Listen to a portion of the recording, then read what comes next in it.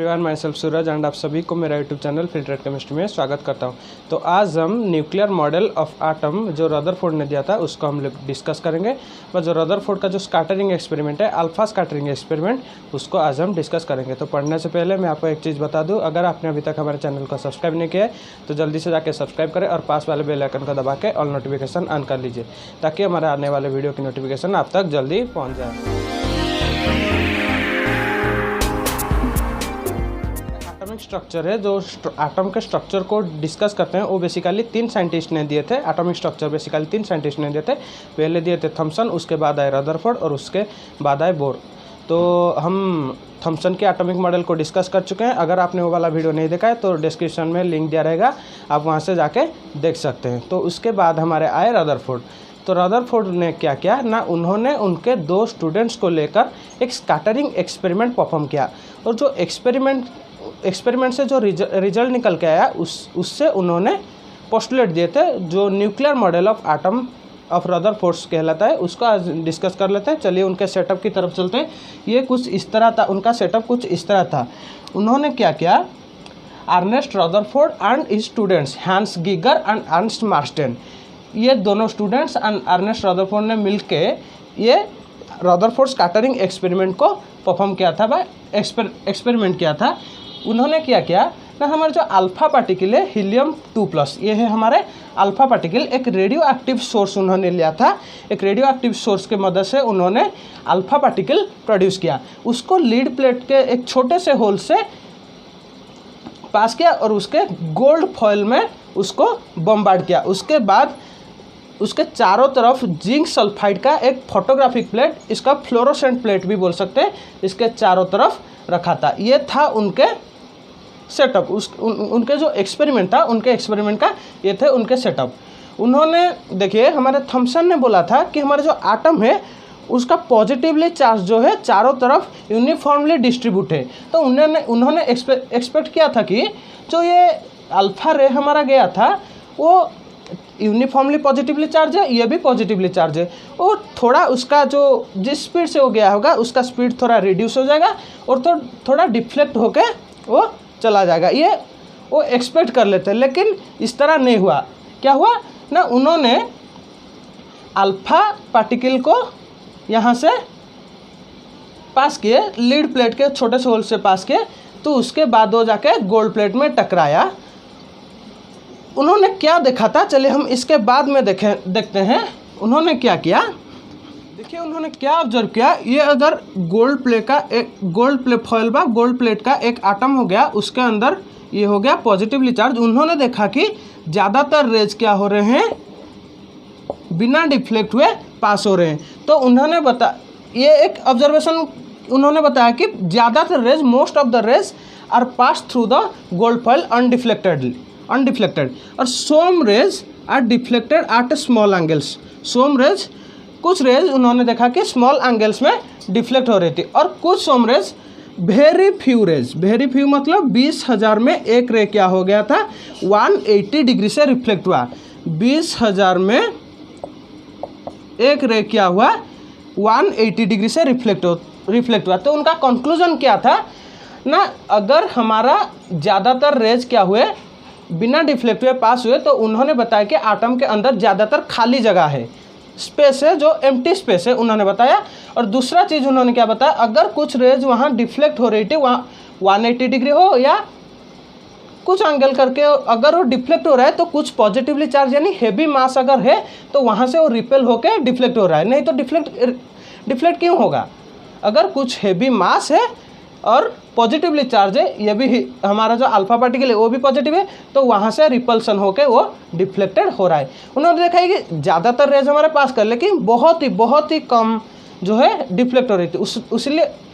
इसलिए उन्होंने बताया कि ये जो पोर्शन है वो छोटा पोर्शन है, बहुत ही छोटा है। एटम के अंदर ये जो हेवी मास वाला पॉजिटिवली चार्ज है बहुत ही छोटा है, इसीलिए बहुत ही कम रेज क्या हो रहे, डिफ्लेक्ट हो रहे। उन्होंने बताया कि अगर उन्होंने बताया था कि एटम का रेडियस अगर 10 टू द पावर -10 मीटर है, तो ये जो न्यूक्लियस है, जो हेवी मास छोटा वाला जो पॉजिटिवली चार्ज है, उसका radius 10 to the power -15 metre है।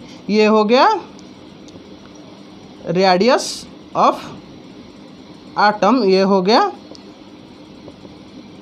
रेडियस ऑफ न्यूक्लियस, ये हो गया रेडियस ऑफ न्यूक्लियस 10⁻⁻15 मीटर, ये हो गया रेडियस ऑफ एटम 10⁻⁻10 मीटर, ये उन्होंने बताया था।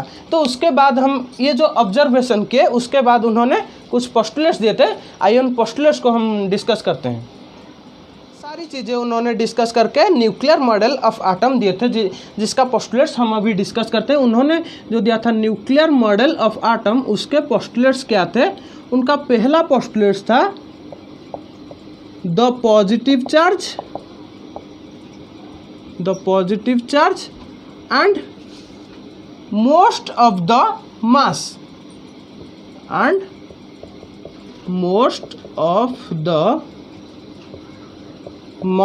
of atom are densely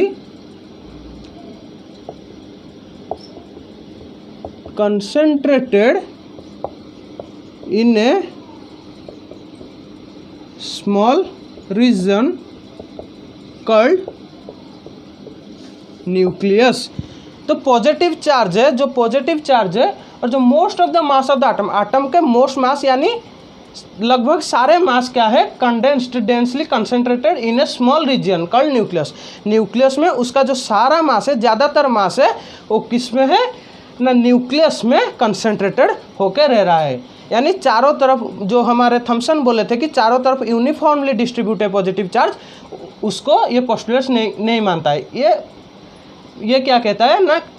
total mass जो है एक न्यूक्लियस में कंसंट्रेटेड होकर, डेंसली कंसंट्रेटेड होकर रहते हैं। उनका दूसरा पोस्टुलेट्स क्या था? उनका दूसरा पोस्टुलेट्स था ना, electrons are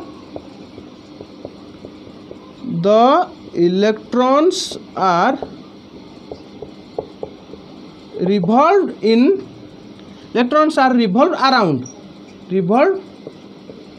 around the nucleus in a fixed circular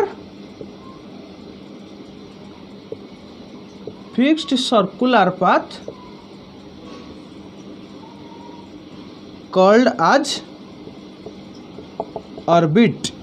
electron क्या है? न्यूक्लियस के चारों ओर रिवॉल्व करता है फिक्स सर्कुलर पाथ में। उसका एक फिक्स सर्कुलर पाथ है, उसको जो न्यूक्लियस है उसके चारों तरफ ऐसे रिवॉल्व करता है फिक्स सर्कुलर पाथ में। उसको हम क्या कहते हैं? ऑर्बिट कहते हैं। उस फिक्स सर्कुलर पाथ को हम ऑर्बिट कहते हैं। जैसे हमारे सोलर सिस्टम में सन के चारों ओर एक फिक्स्ड पाथ में हमारे प्लैनेट्स मूव करते हैं या रिवॉल्व करते हैं, उसी तरह हमारे इलेक्ट्रॉन्स क्या है? न्यूक्लियस के चारों ओर उसी तरह फिक्स पाथ में रिवॉल्व करते हैं। उनका जो तीसरा पोस्टुलेट था वो क्या था ना? The electrons and nucleus are held by electrostatic force of attraction. हमारे जो एटम के अंदर इलेक्ट्रॉन्स और प्रोटॉन्स तो उसी समय उन्होंने उसको न्यूक्लियस बोला था। इलेक्ट्रॉन्स और न्यूक्लियस पॉजिटिवली चार्ज है, इलेक्ट्रॉन्स नेगेटिवली चार्ज है। उसके अंदर एक इलेक्ट्रोस्टैटिक फोर्स ऑफ अट्रैक्शन रहता है, उसके बलबूते पर ये इलेक्ट्रॉन्स क्या होते हैं? न्यूक्लियस के चारों ओर ऐसे रिवॉल्व करते हैं, उसको उन्होंने ये बोला था। ये था उनके 3 पोस्टुलेट्स। लेकिन उन्होंने कुछ फेल्योर है, उनमें कुछ फेल्योर है। आइए उनको फेल्योर को डिस्कस करते हैं। ये थे उनके तो 3 पोस्टुलेट्स। इनके कुछ फेल्योर्स थे जिसके कारण हमारे बोर्स एटॉमिक मॉडल सामने आए। तो आइए चलते हैं इनके फेल्योर्स की तरफ। उनके फेल्योर्स क्या था ना? उनका पहला फेल्योर था, it can not explain the stability of atom. ये एटम के स्टेबिलिटी को एक्सप्लेन नहीं कर रहा था। कैसे?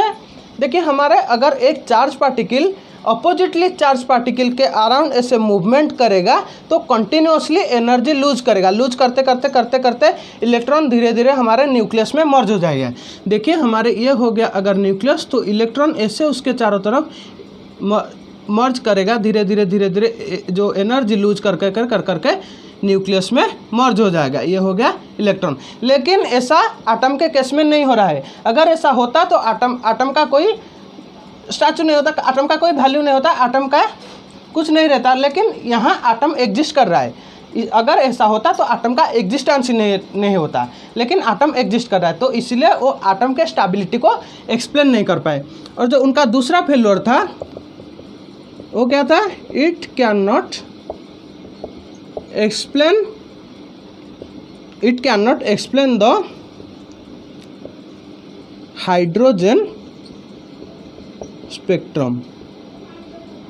ये हाइड्रोजन स्पेक्ट्रम को एक्सप्लेन नहीं कर रहे थे। हाइड्रोजन में एक इलेक्ट्रॉन है, तो इन्होंने बताया कि हाइड्रोजन का एक ही स्पेक्ट्रम रहेगा, लेकिन हाइड्रोजन के 5 स्पेक्ट्रम है। उसको हम आगे आने वाले वीडियो में डिस्कस करेंगे हाइड्रोजन स्पेक्ट्रम को।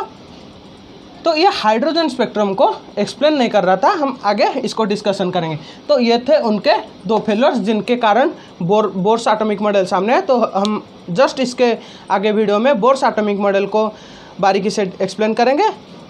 तो अगर आपको वीडियो अच्छा लगा होगा तो जल्दी से जाके वीडियो को एक लाइक करें और सब्सक्राइब करें, और पास वाले बेल आइकन को दबा के ऑल नोटिफिकेशन ऑन कर लीजिए। Thanks for watching.